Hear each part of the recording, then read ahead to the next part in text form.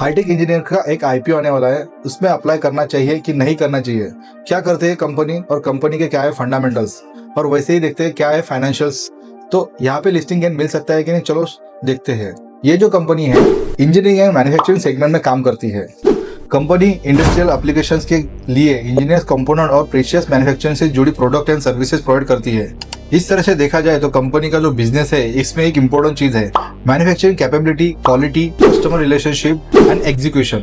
अगर इंडस्ट्री और manufacturing sector में डिमांड बढ़ती है तो ऐसी कंपनी को फायदा मिल सकता है। लेकिन साथ ही में एक बात समझना बहुत जरूरी है, ये कोई कंज्यूमर फेसिंग कंपनी नहीं है, ये totally manufacturing and engineering based company है जो कि आम आदमी को पता नहीं है। इस कंपनी का growth totally industrial demand, customer and order execution के ऊपर टोटली डिपेंड्स है। अभी देखते हैं आईपीओ के डिटेल्स डेट के बारे में। हाईटेक इंजीनियरिंग का आईपीओ है जो रिपोर्टेड इशू के डेट है 24 अगस्त 2026 को ये ऑर्डर ओपन होने वाला है, 27 अगस्त 2026 को ये क्लोज होने वाला है। कंपनी का जो प्राइस बैंड रहने वाला है 50 रुपए से लेकर 53 के रुपए में प्राइस बैंड रहने वाला है। आईपीओ का फुल साइज है 135.73 करोड़ का, और जो फ्रेश इशू रहने वाला है 60 करोड़ का फ्रेश इशू रहने वाला है, और 75.73 करोड़ का जो ऑफर फॉर सेल रहने वाला है। अभी जानते हैं कंपनी के फाइनेंशियल्स के बारे में, कंपनी फाइनेंशियली कैसा परफॉर्म कर रही है उसके बारे में। 31 मार्च 2024 से 31 मार्च 2026 के बीच में टोटल इनकम लगातार बढ़ रहा है।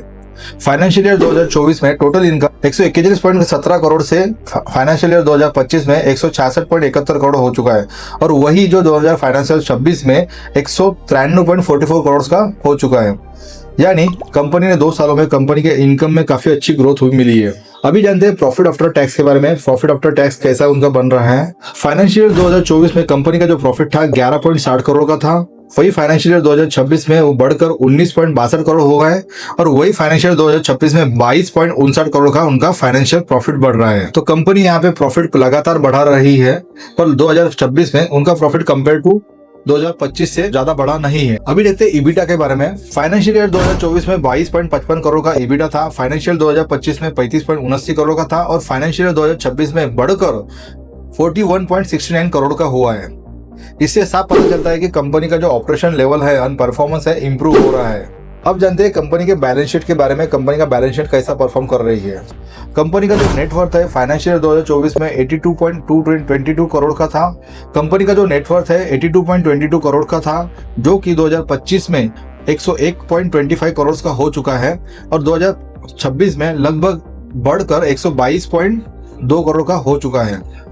टोटल बोरिंग के बारे में देखा जाए, कंपनी का जो बोरिंग है 2024 में 40.84 करोड़ का था, 2025 में लगभग 43.53 करोड़ का था, और जो 2026 में घटकर 29.76 करोड़ का हो चुका है।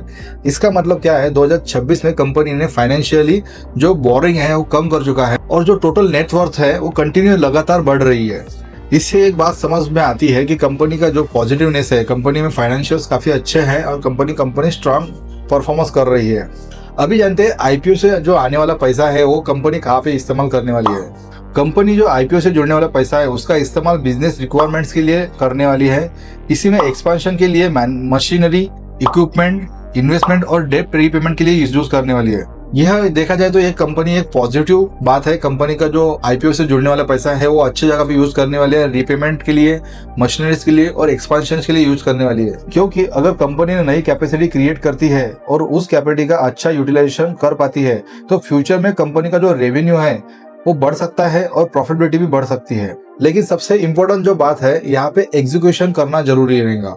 अगर वो एग्जीक्यूशन अच्छे से कर पाती है तो ही सब उनका रेवेन्यू और इनकम बढ़ सकता है। मेरा ऐसा मानना है सिर्फ मशीनरी खरीदने से कंपनी का ग्रोथ नहीं होता है, उस मशीनरी से सफिशिएंट ऑर्डर और रेवेन्यू जनरेट करना भी जरूरी होता है। ये जो कंपनी का बिजनेस है टोटली इंडस्ट्रियल डिमांड के ऊपर डिपेंड है। तो लॉन्ग टर्म में इंडस्ट्रियल एक्टिविटी अगर होती है तो लॉन्ग टर्म में एक अच्छी अपॉर्चुनिटी कंपनी के पास में हो सकती है। आपको क्या लगता है, इस आईपीओ में अप्लाई करना चाहिए कि नहीं चाहिए? As per my point of view company के फाइनेंशियल काफी अच्छे है, तो आप सोच सकते हैं, पर लेकिन कोई भी इन्वेस्टमेंट करने से पहले अपने फाइनेंशियल एडवाइजर का सलाह जरूर ले लेनी है। ऐसी अपडेट पाने के लिए हमारे वीडियो को, चैनल को सब्सक्राइब कर लीजिए। वैसे हमारा इंस्टाग्राम चैनल है, वहाँ पे आप जाके फॉलो कर सकते हैं। और आपको क्या लगता है आईपीओ में अप्लाई करना चाहिए कि नहीं चाहिए, मुझे कमेंट करके बताइए। वीडियो अच्छा लगे तो लाइक, शेयर, सब्सक्राइब कीजिए। Thank you very much.